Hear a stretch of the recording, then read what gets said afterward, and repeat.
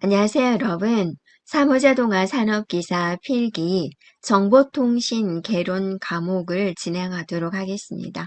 먼저 우리가 정보통신이란 무엇인지 전반적인 개요에 대해서 살펴보겠습니다.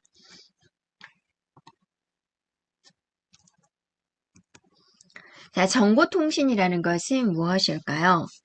컴퓨터와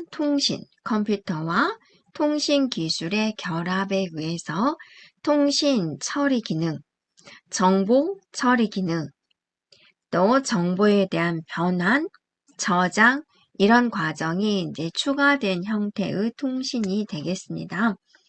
그래서 A라는 사람과 B라는 사람이 뭔가 주고받고 한다. 이게 이제 하나의 통신이 되죠. 그래서 과거에 아날로그 방식인 전화는 단순하게 음성 전달에 의미를 두었죠. 근데 지금은 데이터 통신 시대잖아요. 그래서 컴퓨터에 의한 데이터 처리까지 가능한 이런 디지털 방식의 통신이 됩니다. 그러면 A와 B 사이에 통신을 하겠다. 그러면 우리가 이제 가장 기본적으로 뭐가 있어야 되나요? 사람이 있어야 되겠죠? 정보원, 보내는 사람. 그 다음에 수신원, 받는 사람. 뭘 통해서 갈 거냐? 매체, 즉 통신 회선이 되겠죠? 통신 회선의 종류도 정말 많습니다. 그래서 어떤 통신 회선을 통해서 주고받고 할 거냐 이런 것들이죠. 이제 그래서 통신의 3요소가 있었고요. 데이터 통신 시스템의 주요 발달 과정을 한번 살펴보면은 어떤 식으로 발전을 했을까 보면 자, 첫 번째 SHE라고 보이죠? 네. 자, 이거는 세미 오토매틱이에요. 즉 반자동인 거예요. 그래서 세계 최초의 데이터 통신 시스템이다라고 하고요.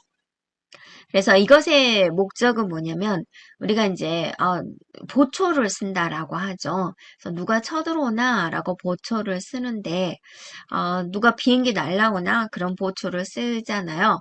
그래서 굉장히 보초 쓰는 게 힘들죠. 잠도 못 자고. 그래서 적군을 탐지를 신속히 하기 위해서 만들었다라고 하고요. 다음에 SABRE는 세계 최초의 상업용 데이터 통신 시스템입니다. 그래서 여기서 있는 B가 이제 비즈니스가 됩니다. 그리고 이제 아파넷이다라고 하면 이것은 인터넷의 기원이 되는 거예요. 그래서 한 대의 컴퓨터에서 뭐 미사일 발사 프로그램이 있는데 그게 고장나면 어떡하지? 걱정되잖아요. 그래서 한 대의 컴퓨터를 연결하고 또 연결하고 해서 네 대의 컴퓨터를 연결해서 망으로 구축을 한 것이 인터넷에 대한 기원이 되겠습니다. 네, 그리고 이제 알로하가 있는데요. 이거는 이제 1970년도에 하와이 대학교에서 개발된 무선통신에 대한 네트워킹 시스템이에요. 그래서 이것은 이제 여러 곳의 섬에 분산된 컴퓨터 시스템을 연결하는 것이 주 목적이 되는 부분이고요. 그다음에 SNA가 있습니다. 이거는 데이터 통신 시스템에 대한 표준화가 시작된 부분이 되겠습니다. 네, 자, 그러면 이 정보 형태에 따른 통신 서비스에는 어떤 것이 있을까? 자, 우리가 지금 데이터 통신을 하고 있죠. 그래서 이거는 어떤 숫자, 문자, 이런 것을 디지털 형태로 전송하는 서비스를 말을 합니다. 예를 들면 이제 이메일 획기적이었죠. 그다음에 음성 통신이다. 그러면 우리가 이제 전화로 음성을 전달을 하죠. 그래서 전화망을 통해서 음성을 전달하는 통신이에요. 그래서 이제 이런 경우가 있죠. 음, 전혀 이제 친구들하고 잘 다니다가 남친 여친을 사귀면 그때부터 이제 전화세가 비용이 엄청나게 많이 부과가 되죠. 네, 그런 경우가 있습니다. 그래서 음성을 이용한 전화망을 이용한 전달 방식, 음성 메일, 음성 응답 서비스 이런 게 있고, 자, 이미지 통신입니다. 그러니까 이미지를 전달한다. 이미지는 이제 정지 영상이다라고 합니다. 그래서 대표적으로 이제 팩스를 이용한 통신. 이제 영상 통신이 있습니다. 이제 동영상을 전달하는 통신이죠. TV 방송, 영상 회의 같은 거. 그리고 이제 멀티미디어 통신. 여러 가지 이제 멀티미디어를 전달하는 거죠. 그래서 원격 교육에 이용이 되고 원격 진로, 원격 회의 이런 것들에 이제 이용이 되고 있습니다.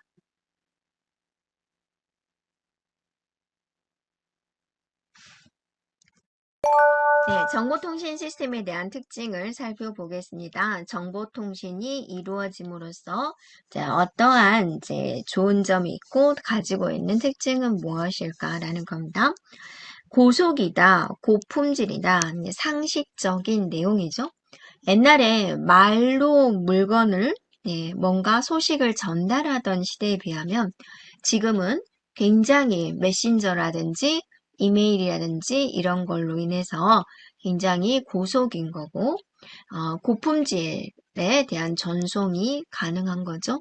그래서 뭐 이미지 같은 거 보낼 때에도 한계가 있어서 해상도가 제대로 보내주지 못했는데 지금은 이제 품질이 굉장히 좋아져서 그러한 전송이 모두 가능하다라는 거.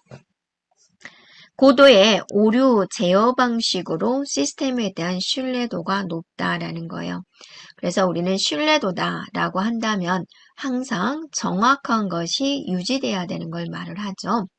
그래서 뭐 문제를 빨리 풀긴 하는데 답이 다 틀려요. 답이 다 이상한 결과값을 보여줘요. 그럼 이 시스템에 대한 신뢰도는 뚝뚝 떨어지게 되는 거죠. 자, 통신 시스템에 있어서 절대로 오류가 없어야 되죠. 내가 간직하고 있는 것을 상대방에게 전달하는데 이 전달하는 과정에서 굉장히 많은 일이 일어날 수가 있습니다. 뭐 도청이라든지 뭐 해커 침입이라든지 또는 그렇지는 않았지만 주변의 상황에 의해서 뭐 점이 하나 들어왔다든지 이거죠. 며느리가 시어머님한테 어머니 설날이 멀지 않아 찾아뵙겠습니다. 그런데 얘가 어자가 아자로 바뀌어버린 거예요. 좀 난리 났겠죠. 이런 식으로 되면 안 되는 거죠. 그래서 오류가 생기면 안 되니까 이 시스템에서 오류가 생기지 않나라고 늘 감시해야 되죠. 그리고 이런 거죠. 여러분이 여기가 이제 구름다리다라고 생각을 하고 여기를 이제 지나가게 되는데 갑자기 이 다리에 10,000명이 몰렸다. 그럼 이 다리가 무너지게 되잖아요. 그러면 이제 인원수 제한을 하는 거죠. 한 번 지나갈 때 최대 몇 명 이렇게 사고가 나지 않으려고 여기서 인원수 체크를 하기 위해서 사람이 제어하듯이 데이터 전송되는 데이터 양도 너무 많은 게 하면 먹통이 되잖아요. 그래서 그러한 것도 잘 조절을 하고 있습니다. 그래서 혹시나 오류가 나면 어떡하지? 라고 해서 항상 지키고 있고 또 오류가 발생이 되면 빨리 처치를 할 수 있는 그런 상태가 되어야 돼요. 그게 오류 제어 방식입니다.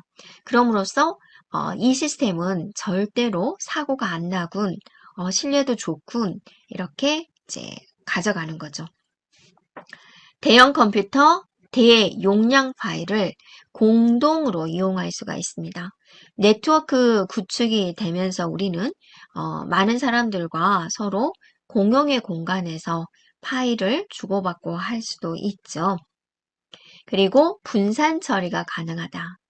분산 처리다 그러면 서로 일을 나눠서 처리하는 거예요. 자, 지금부터 이만큼만 일을 처리를 해야 되는데요. 그러면 이 컴퓨터들이 붙어가지고 같이 처리하는 거죠. 그러려면 서로 데이터를 공유를 해야 되고 데이터 공유를 하려면 네트워크가 구축되어 있어야 되죠. 즉, 정보통신이 이루어져야 된다라는 거죠. 네. 그래서 이게 다 이제 연관이 되는 거죠. 대용량 광대역 전송이 가능합니다. 또 거리와 시간의 한계를 극복을 합니다. 멀리 떨어져 있어도 되죠. 한국에서 쇼핑몰 사이트를 오픈을 했다. 외국에서도 얼마든지 주문할 수가 있죠. 또 시간의 한계다. 뭐 공무원분들 근무 시간뿐만이 아니라 24시간 이용할 수 있도록 할 수가 있죠. 그러한 한계를 극복을 했다라는 거고, 정보통신 시스템의 처리 형태를 보면은 자, 온라인 실시간 쉬분할 처리 이런 게 있습니다. 온라인 처리다, 선이 연결돼 있다라는 거죠.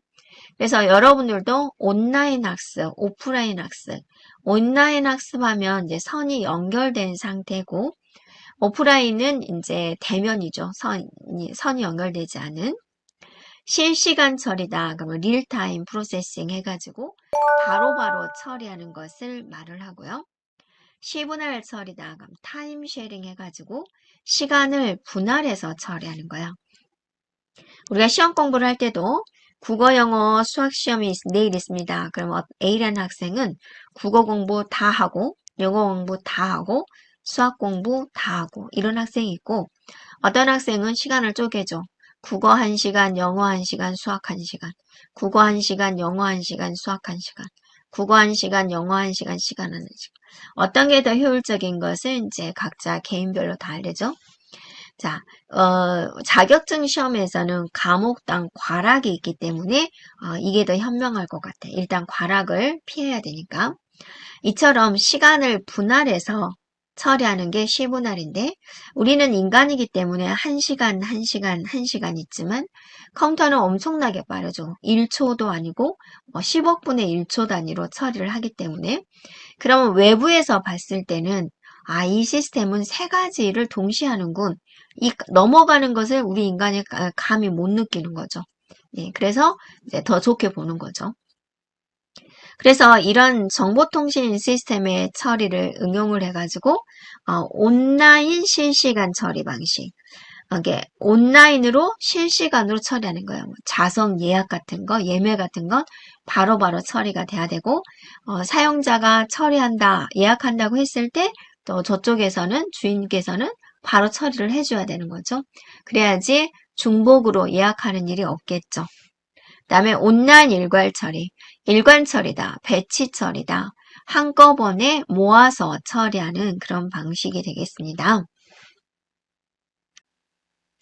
네, 정보통신 시스템의 구성에 대해서 볼 건데요. 이거는 이제 정말 중요한 부분이고요. 자, 여기서부터는 이제 여러 가지 전문 용어들이 나오게 될 거고요. 또 약자도 많이 나오게 돼요. 그래서 이제 조금 어려워하는 부분입니다. 정보통신 시스템을 한번 나눠봤어요. 어떻게 구성할 수가 있을까? 그러면 크게 전송계와 처리계로 나눌 수가 있습니다. 정보통신 시스템이에요. 처리계는 딱 하나밖에 없어요. 컴퓨터. 그래서 이건 그렇게 중요하진 않죠. 네, 종류가 하나밖에 없으니까. 우리가 중점적으로 볼 것은 데이터 전송계요. 자, 처리하는 거, 데이터를 처리하는 것은 누가 하나요? 컴퓨터가 하는 거예요. 네, 처리계는 컴퓨터 하나만 들어오게 되는 거죠. 전송계에는 이러한 것들이 들어오게 됩니다. 그래서 일단은 보면 단말장치, 신호변환장치, 통신회선, 통신 제어장치 이렇게 필요하게 되는데요. 여기서 보면은 이런 거죠. 통신이다라는 것은 A가 B한테 뭔가 넘겨주는 거죠. 뭘 통해서 넘겨줄 거냐? 그게 바로 뭐가 되는 거예요? 매체가 되는 거죠.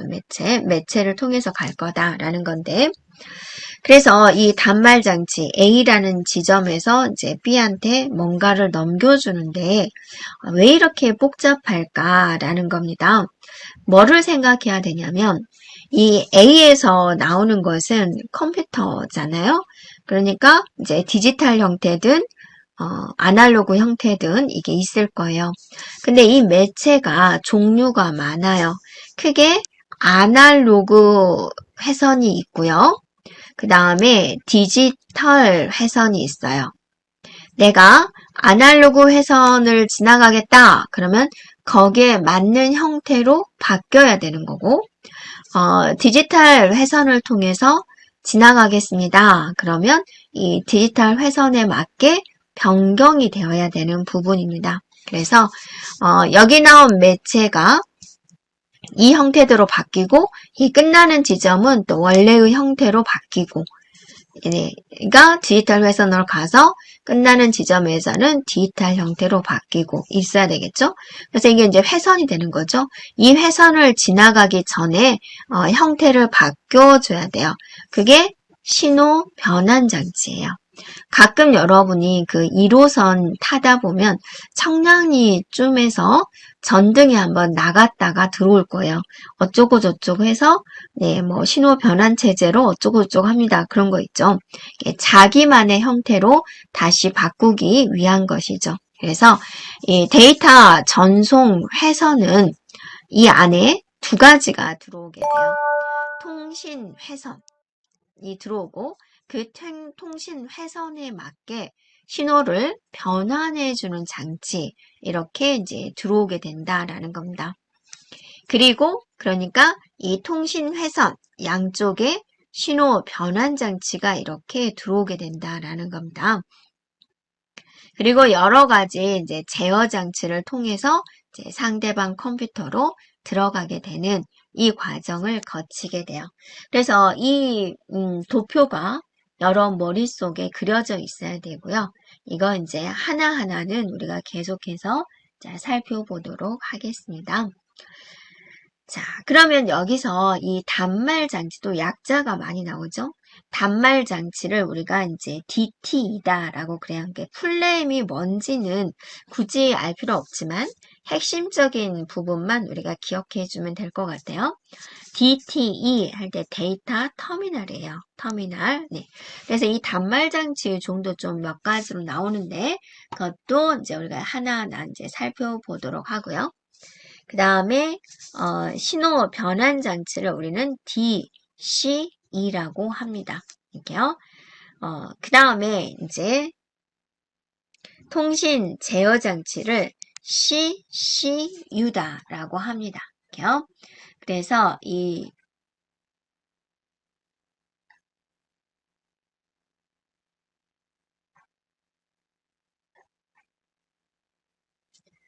자, 여기서 이제 두 번째 있는 C가 제어한다, 컨트롤한다. C는 첫 번째 있는 C는 이제 커뮤니케이션 컨트롤 유닛이다 이렇게 하는데요. 이게 문제가 이게 한글로 친절하게 번역을 해서 문제가 나오는 경우도 있지만 이렇게 이제 약자를 주어지면서 어쩌고 저쩌고 질문하는 경우도 있어요. 그래서 약자를 기억을 해주면 되겠습니다. 그래서 이제 또 이런 거죠. 여기서 보면은 신호 변환 장치를 보면 여기서 들어온 데이터가 디지털이다. 디지털 회선이 디지털이다. 이게 디지털 신호가 들어오는데 아날로그 형태로 바뀌어진다. 그럼 이제 다시 또 이제 원래대로 이렇게 바뀌어줘야 되는 거. 또 아날로그가 들어왔는데 디지털 형태로 이렇게 원하는 형태로 바뀌는 거. 이런 이제 다양한 형태가 있어요. 그게 이제 신호 변환 장치가 되고 종류도 여러 가지가 있다라는 겁니다. 자, 그래서 통신 시스템의 구성 요소를 처음부터 끝까지 본다면 자, 단말 장치 있었죠? 전송 회선 있었죠? 이 전송 회선 안에는 뭐가 들어간다고요? 신호 변환 장치와 통신 회선이 들어간다. 그 다음에 통신 제어 장치 그리고 컴퓨터. 이게 이제 전체 통신 시스템의 구성 요소고 여기 있는 여기까지죠. 네, 여기까지 나눠서 여기는 전송계, 얘는 처리계 이렇게 이제 별도로 구분을 한다라는 겁니다. 됐을까요? 그래서 이제 우리가 이거 이제 하나하나 이거에 대해서 이제 하나하나 살펴보도록 할 건데요. 우리가 이제 기억해야 될 것은 무엇이다. 이 그림은 반드시 기억을 해주면 돼요. 그래서 공부를 하면서 내가 지금 어느 시점에 있는 부분을 공부하고 있지? 라는 것을 이제 알아줘야 되는 부분이고, 여기서 여러분이 이제, 기초를 무너뜨리면 뒤쪽에서 굉장히 힘들어요. 이게 뭐더라, 용어가 뭐지? 라고 하면 또 앞쪽에 와서 찾아보면 되는데요. 처음에 이 정보통신 부분을 공부를 할 때는 통신에 관련된 거기 때문에, 우리 눈에 직접 보이는 게 좀 힘들어요. 또 여러분이 평소 때 내가 통신을 구축할 기회가 별로 없죠. 네, 그러다 보니까 좀 감이 안 오는 그런 부분이 있어요. 자, 여기서 가장 중요한 거 고르세요. 그러면 이렇게 통신 시스템의 구성 요소 기억해 주면 되겠습니다. 그리고 자, 약자도 기억해 주면 되겠습니다. 네, 여기까지 네, 정보통신에 대한 전반적인 개요 내용이었습니다.